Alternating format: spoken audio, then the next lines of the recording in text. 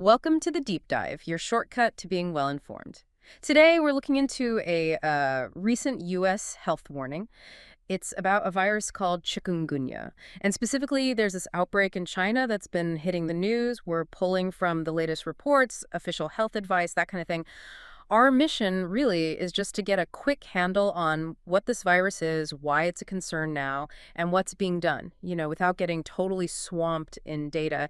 And there are some surprising angles here. Yeah, it's interesting because, this virus, chikungunya, it might seem new because of the China focus, but it actually has this long history globally. Uh-huh. And it brings some, well, unique challenges, things Huh. that make it quite different from, say, the flu or other viruses you hear about more often. Okay, let's unpack this then, right from the start. For anyone listening who hasn't really heard of it before, All right. what exactly is chikungunya and how does it, get around? Sure. So it's a virus. And the main way humans get it is through mosquito bites. An infected mosquito bites you, and that's how it's transmitted. Symptoms usually show up pretty fast, typically about 3 to 7 days after you get bitten. And what you'll likely see is, well, severe joint aches. That's the big one. In fact, the name chikungunya apparently means something like that, which bends up in an African language, referring to how people contort from the pain. And along with that, usually fever, fatigue, general unwellness. Now, most people feel better within a week or so. The acute symptoms pass. But, and this is a key point, for some people, the joint pain can be really debilitating. It can stick around for months, or in some cases, even years after the initial infection. It's worth stressing, though, that deaths directly from chikungunya are actually quite rare. Wow, that lingering joint pain sounds incredibly tough. And I saw the World Health Organization, the WHO, mentioned a real challenge on the diagnosis side.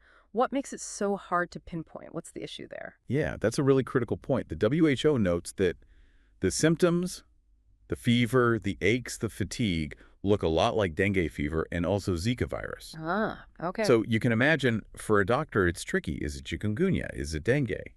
And this similarity isn't just a headache for doctors. It makes it much harder for public health officials to know the true number of cases in an outbreak. You get misdiagnoses, cases might not be reported correctly, or they get logged as something else, and that, affects how resources get sent out, how quickly they can really respond. Right. So diagnosis is already a hurdle. And now the US CDC, the Centers for Disease Control, they've put out this level 2 travel notice for China. It mentions enhanced precautions. What's the specific situation in China that triggered this? Where is it happening? Okay, so the current focus is Guangdong Province in China. And in just the last few weeks, they've reported over 7,000 cases there. That province is quite near Hong Kong, and most of the cases seem to be concentrated in one city, Foshan. But if we zoom out a bit, look at the bigger picture. Chikungunya isn't new at all. It was first identified way back in the early 1950s in Africa, and the CDC. They've issued travel notices for it in lots of countries over the years.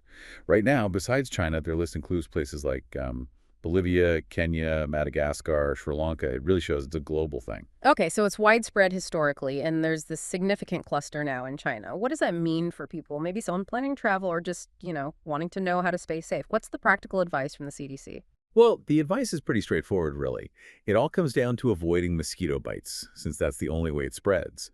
So that means things like using insect repellent consistently, the effective ones, wearing long-sleeve shirts and pants, especially during peak mosquito hours, and trying to stay in places that have air conditioning or at least good screens on the windows and doors.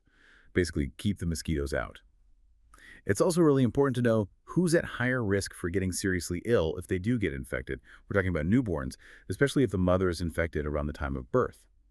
Also, adults aged 65 and older, and people with existing health problems, things like heart disease, diabetes, high blood pressure, and specifically, pregnant women are being advised to seriously think about postponing travel to areas with outbreaks because there's a risk the virus can be passed to the baby during pregnancy or birth.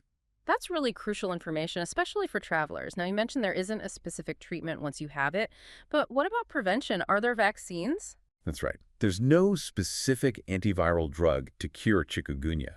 Treatment is really about managing the symptoms: rest, fluids, pain relievers for the joint aches and fever. But yes, there are vaccines available now, and they're definitely recommended for people who are planning to travel to an area where there's an active outbreak. It gives you a good layer of protection. And shifting focus a bit to what's happening on the ground in China, they've been incredibly proactive. Quite aggressive, actually. in tackling this outbreak.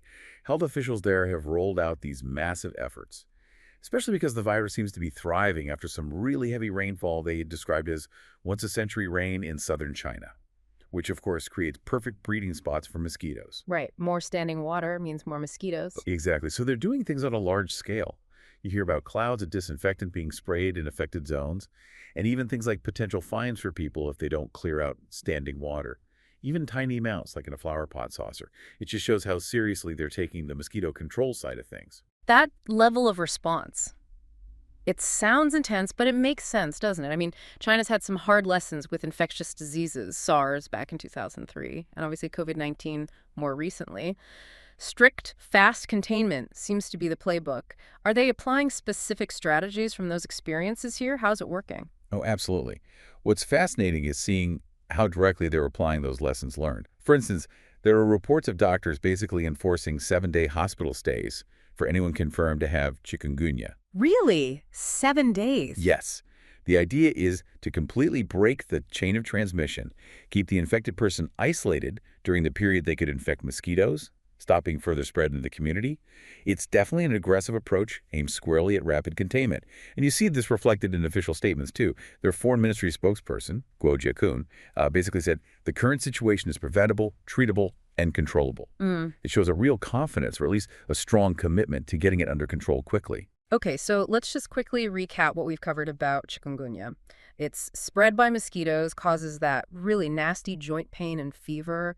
It's tricky to diagnose because it mimics things like dengue and Zika. And right now, there's this significant outbreak in Guangdong, China, which led to that U.S. travel advisory. But China is hitting back hard with some very strict control measures, drawing on past experiences. Our aim was to get you informed without feeling overwhelmed, so hopefully this deep dive helped with that. And maybe it leaves you with a final thought to ponder. We talked about how environmental factors, like that extreme rainfall, played a role here.